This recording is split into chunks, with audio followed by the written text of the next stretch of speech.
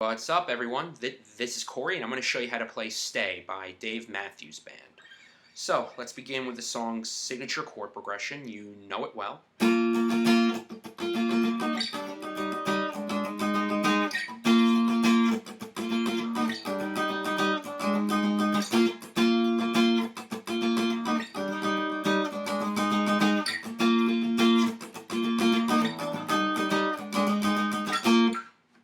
So, those are all two-note chords on the D and G strings. You're going to begin with an A sharp 5th chord. Put your first finger on the D string 8th fret and your third finger on the G string 10th fret. Then take your third finger off the G string and bar the D and G strings with your first finger for an A sharp sus4 chord.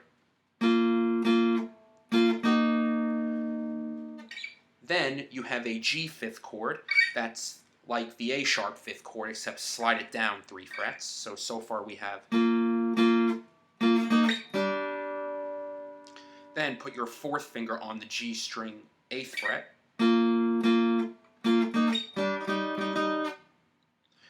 Then take your fourth finger off the G string to make way for your third finger on the G string 7th fret and slide your first finger up 1 fret. So.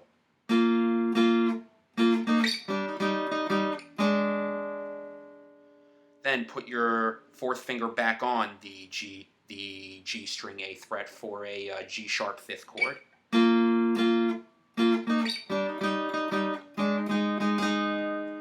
And then slide your first and third fingers back up to that A sharp 5th.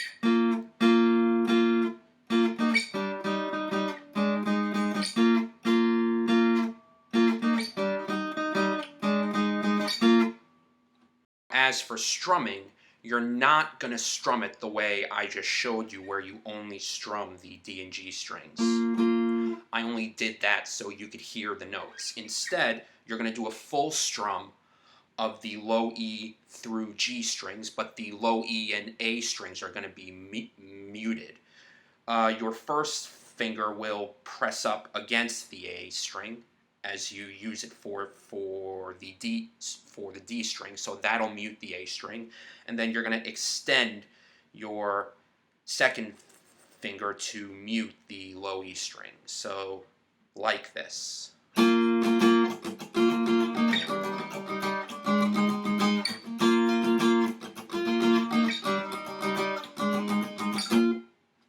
Next, you have the pre-chorus when Dave sings, "Just wasting time, let the hours roll by, doing nothing for the fun." You're going to play this chord progression.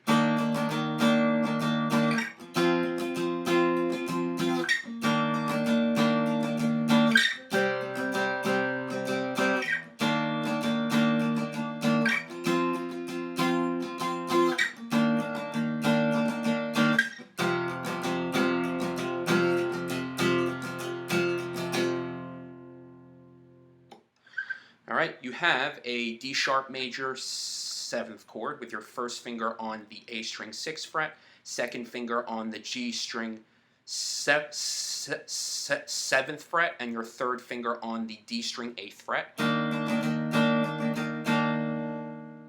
That's a D sharp major 7th chord because you have your first finger on that bass note D sharp on the A string, which is also E flat, and your second finger on a D on the G string, and D is the 7th of E flat, so E, F, G, A, B, C, D.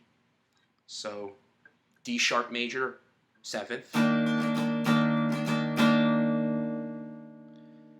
Then you have an F 5th chord with your first finger on the A string 8th fret, third finger on the D string 10th fret, and fourth finger on the G string 10th fret. That's an F 5th chord because you have your first finger on that bass note F on the A string, and your third finger is on a C on the D string, and C is the 5th of F. So F, G, A, B, C, 5. Then back down to the major 7th. then down to a C fifth chord with your first finger on the A string 3rd fret, third finger on the D string 5th fret, and fourth finger on the G string 5th fret. And back up to the major 7th, up to the F 5th, then down to the major 7th.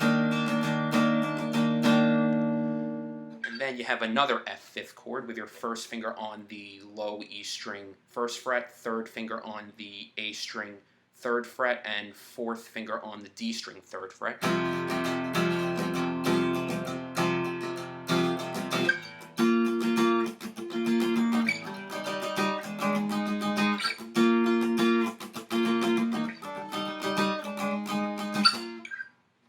Then you have the bridge after the 3rd chorus.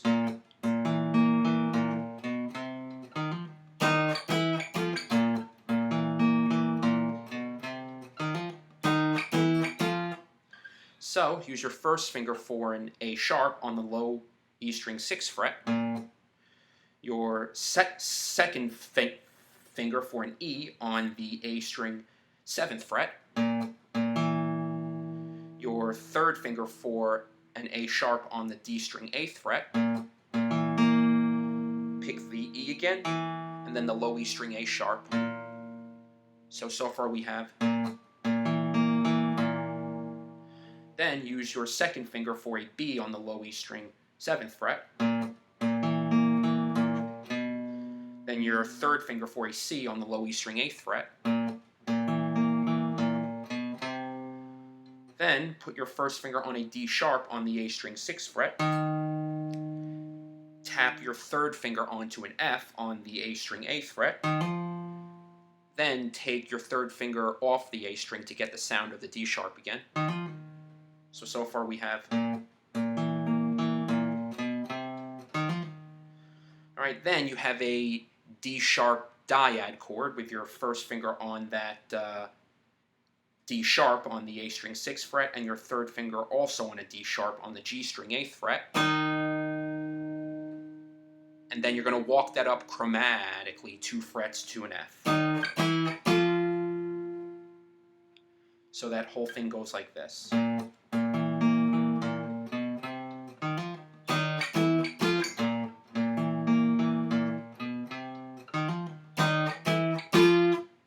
Alright, and that's the entire song. Thanks for watching.